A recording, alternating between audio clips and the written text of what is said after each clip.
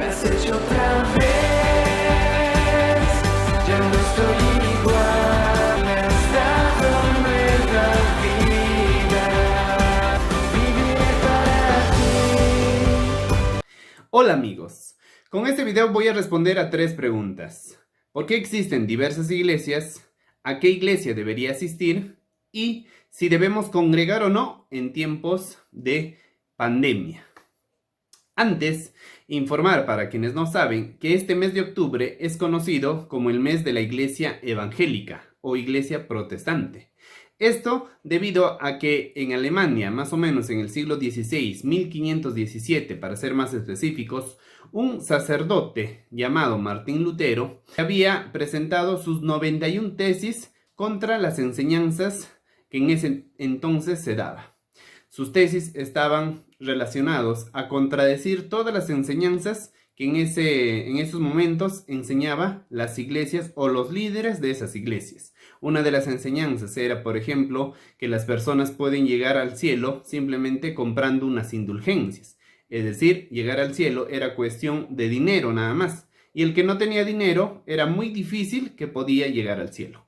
Entonces, contra esas enseñanzas y otras, Martín Lutero presenta sus 91 tesis un 31 de octubre de 1517 y a partir de entonces surgen las iglesias protestantes, porque protestan contra esas enseñanzas y que estas iglesias protestantes hoy en día se conocen como las iglesias evangélicas. En nuestro país, Perú, el 31 de octubre del año 2017 ya se formalizó mediante una norma. Es a través de la ley 30678 que se declara el 31 de octubre de cada año como el Día Nacional de las Iglesias Cristianas Evangélicas en el Perú.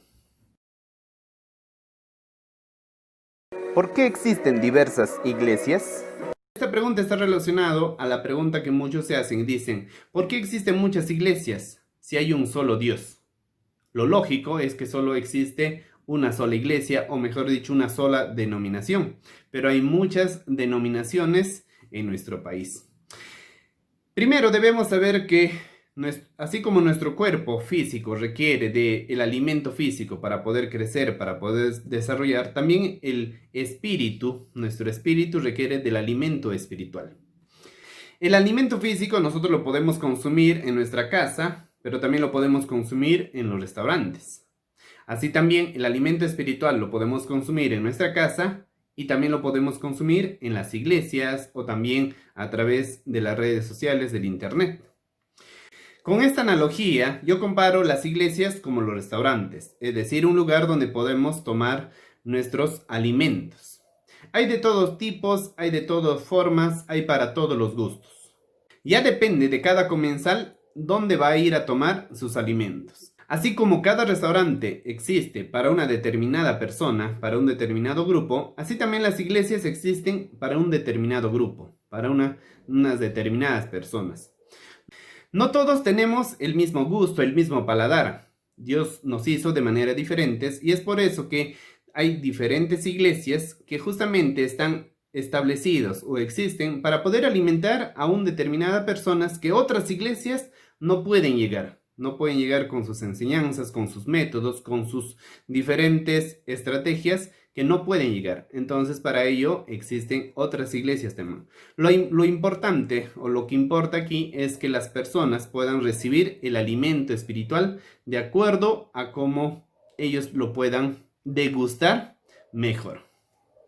Algo que aprendí de esta analogía iglesia-restaurante es que para que un restaurante pueda tener muchos comensales, entonces lo que influye, entre muchas otras cosas, lo principal es la comida. Si la comida es agradable para las personas, entonces habrá muchos más comensales en ese restaurante. Pastores y líderes cristianos, el que tenga oídos, oiga lo que esta analogía nos enseña.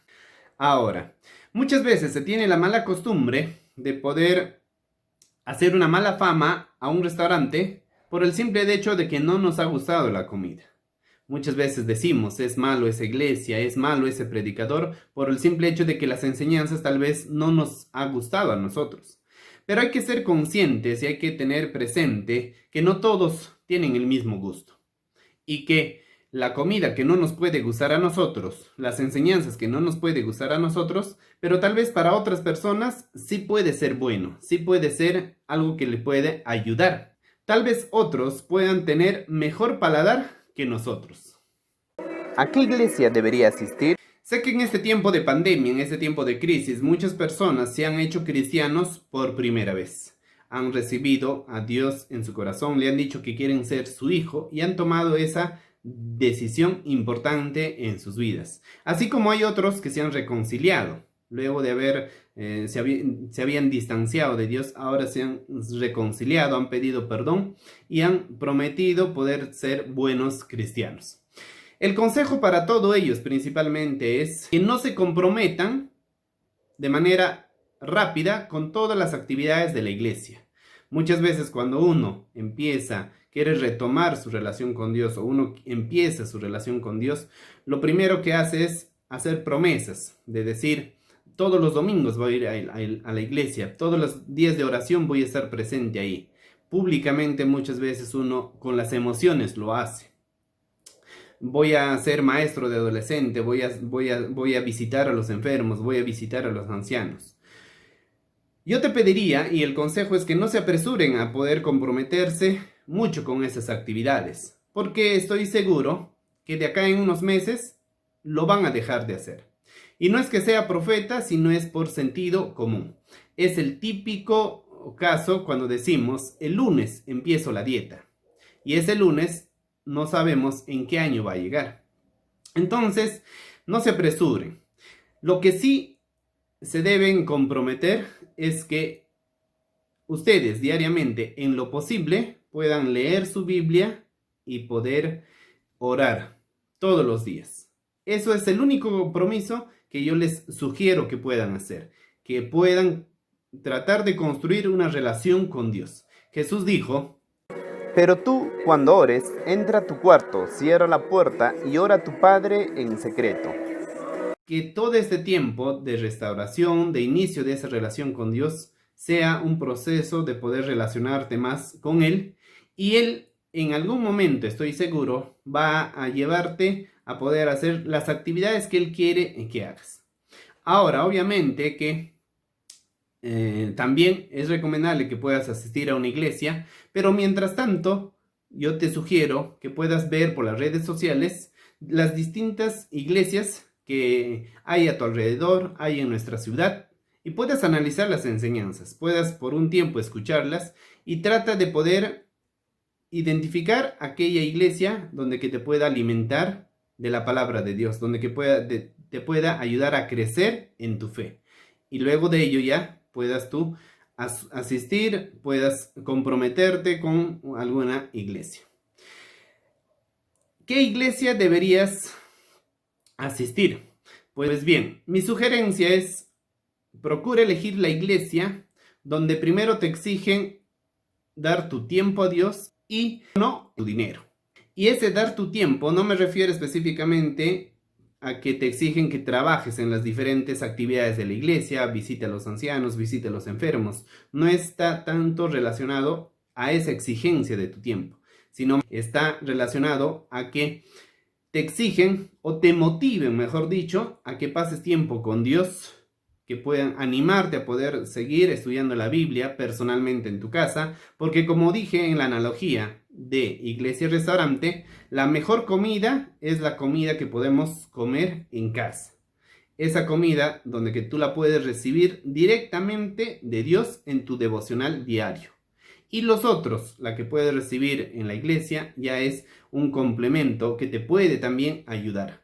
Pero nunca dependas de las enseñanzas que se dan en la iglesia o que se dan de las redes sociales, sino que eso solo sean como complementos, así como se puede tomar las vitaminas, suplementos de vitaminas, de la misma manera que sea una ayuda, un complemento para tu crecimiento. Pero lo fundamental es ese alimento que vas a hacer diariamente en tu cuarto y en privado con Dios.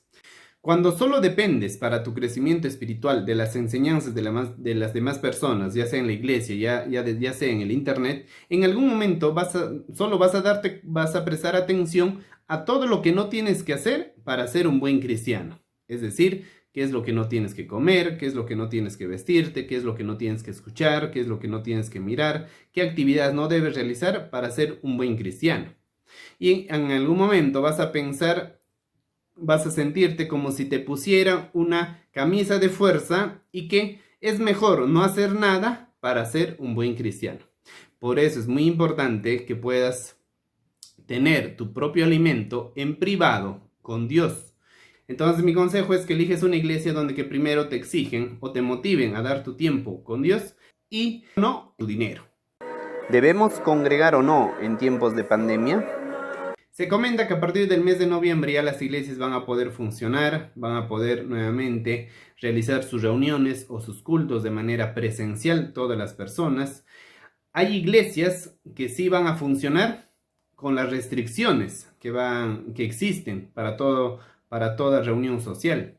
Y hay iglesias que van a tomar la decisión de no congregarse justamente por causa de esas restricciones. Entonces la pregunta es si se debe congregar o no congregar en estos tiempos de pandemia. Pues bien, cuando Martín Lutero en el año 1517 hizo sus protesta con sus 91 tesis, las enseñanzas que él estaba enfatizando estaban relacionadas a 5 solos. Él decía que nuestras creencias cristianas debería estar fundamentado en 5 solos. Solo escritura, solo fe, solo gracia, solo Cristo y solo a Dios la gloria. Y en esta ocasión solo voy a referirme al solo fe.